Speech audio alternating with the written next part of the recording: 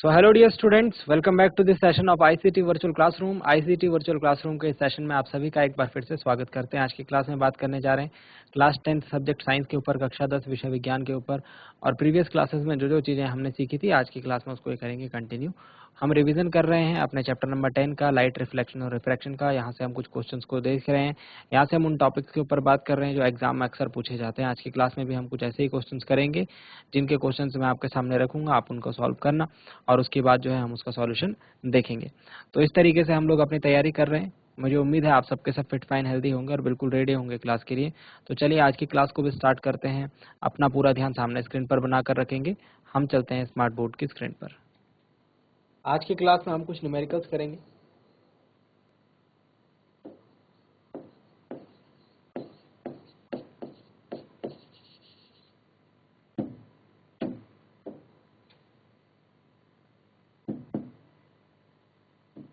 आज की क्लास में हम कुछ न्यूमेरिकल्स करने जा रहे हैं।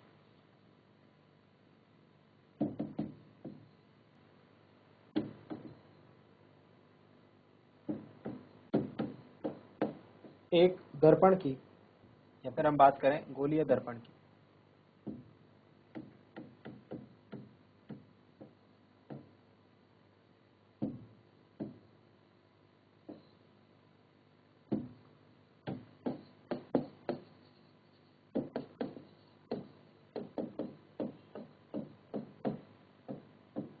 स्फेरिकल मिरर की वक्रता त्रिज्या यानी रेडियस ऑफ कर्वेचर हमें दिया हुआ है, इधर क्या 20 सेंटीमीटर। क्वेश्चन पूछा जा रहा है इसकी फोकस दूरी क्या होगी।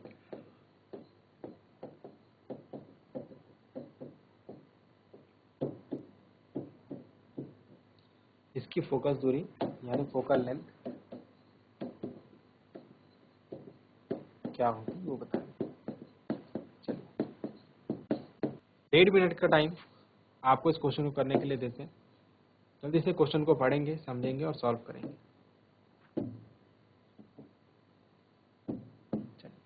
तो चलिए dear students, solution of this question देखते हैं। हमसे बोला ये जा रहा है गोलीय दर्पण की वक्रता त्रिज्या, यानी दिया है it is given that radius of curvature capital R is 20 centimetre.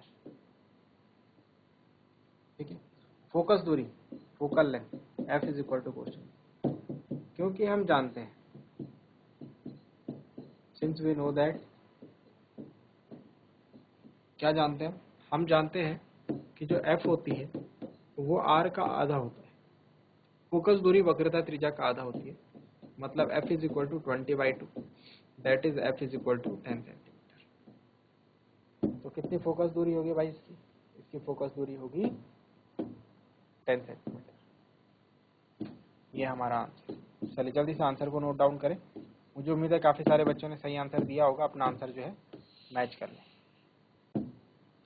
चलिए नेक्स्ट क्वेश्चन के ऊपर बात करते हैं। आई होप यहाँ तक की बातें आपको समझ में आई होंगी। तो इस तरीके का क्वेश्चन एग्जाम में कई बार पूछा गया है, ठीक है, और 1 नंबर में पूछा गया है। तो आप देखते हैं, आप देख सकते हैं आपका 1 नंबर जो है कितने आसानी से आप लोग पा सकते हो।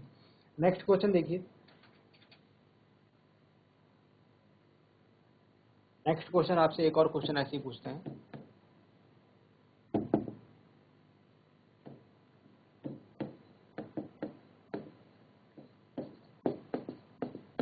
उस उत्तल दर्पण की, उस कॉन्वेक्स मिरर की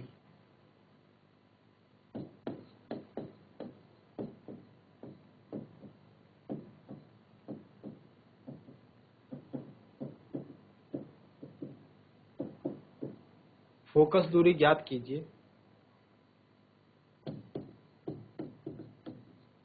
जिसकी वक्रता त्रिज्या 32 सेंटीमीटर है।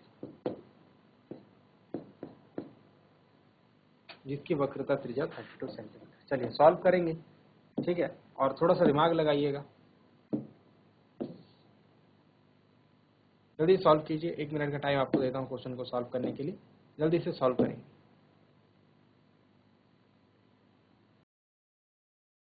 चलिए क्वेश्चन का सॉल्यूशन देखते हैं।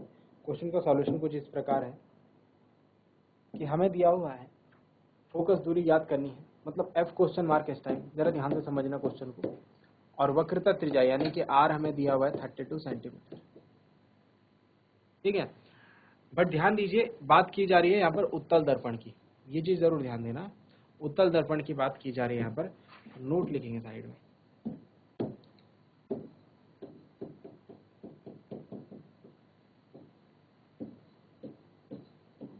उत्तल दर्पण, कॉन्वेक्स मिरर की आर, आर मतलब वक्रता त्रिज्या, ठीक है, यानी रेडियस ऑफ कर्वेचर सदैव धनात्मक। अगर यहाँ पर अवतल दर्पण दिया होता ना, अगर हमसे कॉन्वेक्स मिरर, कॉन्केव मिरर की बात की होती तो नेगेटिव हो जाता, ये बात आपको ध्यान देनी है, ठीक है। तो आर जो एफ के आंसर आएगा, एफ आंसर जो आएगा वो पॉजिटिव आएगा, क्या आएगा, पॉजिटिव आएगा। अगर अवतल दर्पण यहाँ पर होता, कॉन्केव मिरर दिया होता क्वेश्चन में, तो हमारा आंसर जो है नेगेटिव आता, इस बात का ध्यान आप रखना है क्वेश्चन में। तो क्वेश्चन में कुछ भी किया जा सकता है, आपको जो है थोड़ा सा चेंज करके आपको अवतल दर्पण भी यहाँ पे यानी कॉन्केव मिरर भी आपको दे सकते हैं, तो उस चीज़ के लिए रेडी रहना आप। सिंस मैंने अभी आपको बताया था F is equal to R by two होता है, इसका मतलब आर की वैल्यू है 32/2, तो एफ आ जाएगा 16 सेंटीमीटर प्लस का, प्लस क्यों लगाया मैंने इस पे, समझ गए होंगे आप। तो ये हमारा आंसर है, चलिए नोट डाउन करेंगे।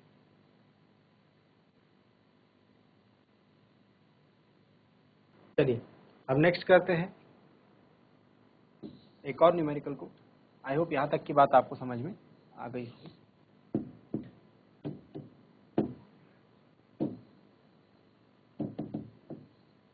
नेक्स्ट क्वेश्चन देखिए, इंपॉर्टेंट क्वेश्चन है, किसी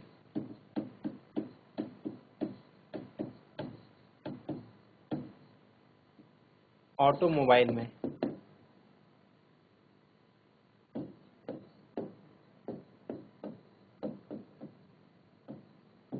पीछे का दृश्य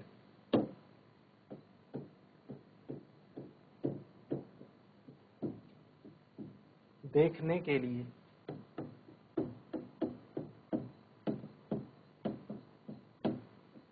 उपयोग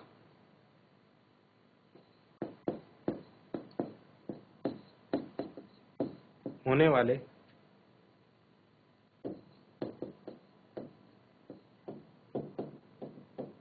उत्तल दर्पण की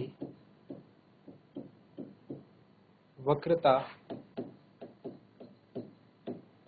त्रिज्या 3.00 मीटर है, 3.00 मीटर है। यदि एक बस इस दर्पण से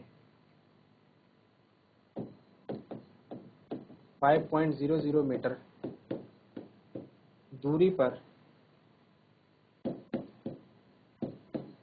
स्थित है, तो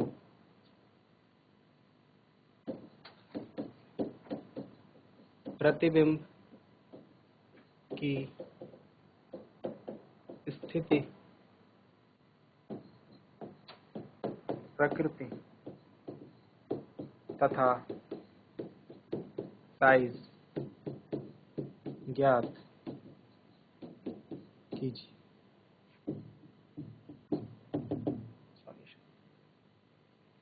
तो दर्पण सूत्र पर आधारित क्वेश्चन है, एग्जाम कई बार ये क्वेश्चन जो है एग्जाम में कई बार पूछा जाता है, ठीक है। क्वेश्चन को करने के लिए आपको 2 मिनट का टाइम मैं दे रहा हूँ, ठीक है। चलिए थोड़ा ज़्यादा टाइम देते हैं, 2.5 मिनट का, ठीक है, तो क्योंकि क्वेश्चन थोड़ा लेंदी है, आप क्वेश्चन को एक बार पढ़िए, अच्छे तरीके से पढ़िए, समझिए और क्वेश्चन का सही आंसर निकालने की कोशिश कीजिए। चलिए आपका टाइम स्टार्ट होता है अब, जल्दी से क्वेश्चन को सॉल्व करेंगे।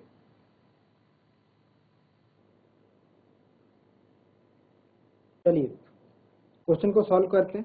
क्वेश्चन है हमारे पास, एक ऑटोमोबाइल में पीछे का दृश्य देखने के लिए उपयोग होने वाले उत्तल दर्पण की वक्रता त्रिज्या 3 मीटर, 5 मीटर की दूरी पर बस है, तो प्रतिबिंब की स्थिति, प्रकृति और साइज हमको बताना है। क्वेश्चन पढ़ने के बाद आपको क्वेश्चन जो है 2-3 बार इसको रीड करना है क्वेश्चन को, और समझने की कोशिश करना है क्वेश्चन में बात क्या की जा रही है। ठीक है, जब तक आप इस बात को समझेंगे नहीं तब तक जो है आप क्वेश्चन का असली सॉल्यूशन जो है वो नहीं दे पाएंगे, और क्वेश्चन सॉल्व आप कर देंगे आपको पता नहीं लग पाएगा आपने क्वेश्चन सही सॉल्व किया है या नहीं किया। ठीक है, तो उसके लिए आपको क्वेश्चन करते करते आपको ये पता लगते रहे कि हाँ आप सही कर रहे हैं क्वेश्चन, उसके लिए आपको क्वेश्चन को पढ़ करके समझना होता है। क्वेश्चन में ये बोला गया है कि उत्तल दर्पण की बात की गई है। अच्छा, उत्तल दर्पण के लिए जो वक्रता त्रिज्या है मैंने आपको बताया था, उत्तल दर्पण के लिए अगर जो हमारे पास कॉन्वेक्स मिरर होगा तो कॉन्वेक्स मिरर की जो वक्रता त्रिज्या है चाहे फोकस दूरी है वो पॉजिटिव होनी है। ध्यान से देखेंगे, वक्रता त्रिज्या r is equal to 3 metre हमको दिया हुआ है, रेडियस ऑफ कर्वेचर। ठीक है, पॉजिटिव होगी, बात करी थी। ठीक है, इसके बाद बस की डिस्टेंस, मतलब जो ऑब्जेक्ट है ऑब्जेक्ट की डिस्टेंस, वस्तु की दूरी, तो वस्तु की दूरी को हम u से डिनोट करते हैं। ये हमको 5 मीटर दी है। हमेशा याद रखना वस्तु की दूरी नेगेटिव लेंगे, ऑब्जेक्ट की डिस्टेंस हमेशा नेगेटिव ली जाती है। यही गलतियां आप लोग क्वेश्चन में करते हैं। प्रतिबिंब की दूरी पूछी जा रही है, v is equal to question mark है। ठीक है, अब हम लगाएंगे लेंस फॉर्मूला। देखिए जरा ध्यान से, यहाँ पर देखो लेंस फॉर्मूला, लेंस सूत्र क्या होता है, 1/v plus 1/u is equal to 1/f। ध्यान से देखिए, यहाँ पर v, u और f आ रखे हैं क्वेश्चन में, हमारे पास v, u और r है, मतलब हमको f चाहिए होगा तब इस फॉर्मूला को हम अप्लाई कर पाएंगे। तो चलिए देखिए कैसे अप्लाई करेंगे। f आप जानते हो, अभी अभी बताया था, r का आधा होता है, मतलब अगर r 3 मीटर है तो इसका आधा f कितना हो जाएगा, प्लस का 1.50 मीटर। बस, तो हमारा काम हो गया है। क्वेश्चन का सॉल्यूशन अब स्टार्ट कर सकते हैं। 1/v प्लस 1/u, u कितना -5, 1/f इज 1.5। ओके, अब इसे कैलकुलेट करेंगे। आप लोग अपने अपने हिसाब से कैलकुलेट कर सकते हैं, कैलकुलेशन करने में कोई दिक्कत नहीं है, बस आपको ये चीज़ सही करनी है, इसके बाद कैलकुलेशन करने में कोई दिक्कत नहीं होनी चाहिए। ठीक है, तो इसे कैलकुलेट करेंगे। 1/v is equal to 1/1.5 plus 1/5 हो जाएगा। ठीक, फिर फर्दर इसे कैलकुलेट करें, ये हो जाएगा 1/v इज इक्वल टू 1.5 और 5 का एलसीएम अगर हम लेंगे तो 7.5, और ये हो जाएगा 5 प्लस 1.5, तो आ जाएगा 6.5/7.5। 6.5/7.5 मतलब 65/75, और इसको हम 5 से काट सकते हैं, 5 इन 5, 5 3 15, तो 1/v इज इक्वल टू आ गया 13/15, लेकिन 13/15, लेकिन v इज इक्वल टू आ गया 15/13 आ जाएगा। तो v की वैल्यू कितनी आएगी, 13 1 13 पॉइंट, 13 1 13 और 6 आएगा, 1.16 मीटर। तो ये आ रहा है हमारा आंसर। अब जल्दी से इस आंसर को नोट डाउन करेंगे, फिर इसमें क्या लिखेंगे हम, जल्दी से नोट डाउन करेंगे, फिर इसमें एक बात लिखेंगे हम आंसर। जल्दी से नोट डाउन करें इतनी बात को, ये हमारा आंसर आया है। चलिए अब बात करते हैं अपने आंसर के बारे में। तो प्रतिबिंब की स्थिति, प्रकृति और साइज हमको बताना था। अब इसको एक्सप्लेन करते हैं हमारे आंसर के आधार पर, हमारे आंसर के बेसिस पर। देखिए प्रतिबिंब की जो स्थिति है हमको मिल रहा है 1.16, लेकिन प्लस का। ठीक है, इसके आगे कौन सा साइन होगा, प्लस का साइन होगा।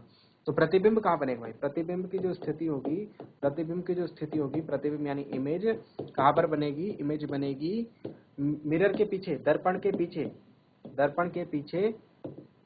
ठीक है, और 1.16 मीटर की दूरी पर बनेगी। ठीक है, दर्पण के जो ध्रुव होगा पोल से, वहां से 1.16 मीटर की दूरी। प्रकृति की बात कर रहे हैं, नेचर की बात कर रहे हैं, तो भाई पीछे बन रहा है तो आभासी प्रतिबिंब है। और ऊपर बात करी हुई है उत्तल दर्पण, तो उत्तल दर्पण जो है हमेशा आभासी और सीधा प्रतिबिंब बनाता है। क्वेश्चन में आप सीधे इसको लिख सकते हैं, वर्चुअल एंड इरेक्ट इमेज बनाता है। हमारा आंसर भी इसको शो कर रहा है। ठीक है, अब बात करते हैं नेक्स्ट पॉइंट के ऊपर, जिसमें साइज की बात कर रहे हैं, प्रतिबिंब का साइज। क्योंकि हम जानते हैं m इज इक्वल टू होता है v/u। बताइए बात सही है नहीं, m इज इक्वल टू होता है v/u, हमने ये फॉर्मूला जो है पढ़ा है, लेकिन यहाँ पर माइनस का v/u होता है मिरर फॉर्मूला के केस में। मिरर फॉर्मूला के केस में क्या होगा, ये माइनस v/u। अब हमें क्वेश्चन में क्या दिया हुआ है, क्वेश्चन में हमने v तो अभी निकाल लिया, ठीक है, और u हमें पहले से दे रखा था क्वेश्चन में, जो कि क्या था, वस्तु की दूरी, ऑब्जेक्ट डिस्टेंस, ठीक है। तो माइनस वी अपॉन यू। अच्छा, ऑब्जेक्ट डिस्टेंस कितना आया हमारा, v कितना आया था, तो v की मैं ये वाली वैल्यू ले रहा हूँ, -15/13, ठीक है। और u कितना आया, u इसके साथ मल्टीप्लाई हो जाएगा, u कितना था हमारा, u हमें दिया हुआ था -5, तो 5 से कट जाएगा 3 टाइम्स, माइनस से माइनस कट गया, m इज इक्वल टू आ गया 3/13। तो m की जो वैल्यू आ जाएगी 0 पॉइंट, देखो पहले तो m की वैल्यू क्या आ रही है, पॉजिटिव आ रही है, ये बात हमको पता लग गई। पॉजिटिव मतलब आभासी और सीधा, है ना, जो कि हम पहले लिख चुके हैं। सारी चीजें एक दूसरे से रिलेटेड हैं बच्चों। फिर उसके बाद 0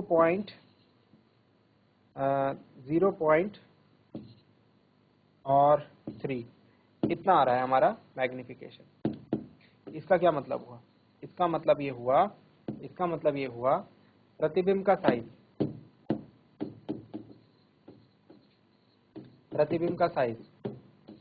ऑब्जेक्ट की तुलना में 0.23 गुना होगा, मतलब छोटा होगा, 1 से बड़ा होगा। अगर m की वैल्यू देखो 1 से बड़ी आती है तो इमेज बड़ी बनती है, मैग्नीफाइड। अगर m की वैल्यू 1 से छोटी आती है तो इमेज छोटी बनती है भाई, प्रतिबिंब हमको छोटा दिखेगा। और 1 के बराबर आती है तो इमेज वही दिखेगा जो हमको ऑब्जेक्ट का साइज था, उतना ही इमेज का साइज दिखेगा, ठीक है। पॉजिटिव आया तो आभासी सीधा, नेगेटिव आया तो वर्चुअल, नेगेटिव आया तो वास्तविक और उल्टा। सारी चीजें रिलेटेड है एक दूसरे से। जल्दी से नोट डाउन करेंगे सॉल्यूशन को। सो डियर स्टूडेंट्स, उम्मीद करते हैं आपको आज की क्लास में जो जो बातें बताई गई हैं वो आपके समझ में आई होंगी, आपको इंटरेस्टिंग लगी होंगी और साथ ही साथ आपने उन्हें नोट डाउन भी किया होगा। ये भी उम्मीद करते हैं कि घर से आप इन चीज़ों को एक बार रिवाइज करके जरूर लाएंगे। मिलते हैं अगली क्लास में ऐसे ही किसी इंपॉर्टेंट और इंटरेस्टिंग टॉपिक के साथ। क्लास से जुड़े रहने के लिए आप सभी का बहुत बहुत धन्यवाद। Thank you very much and have a nice day.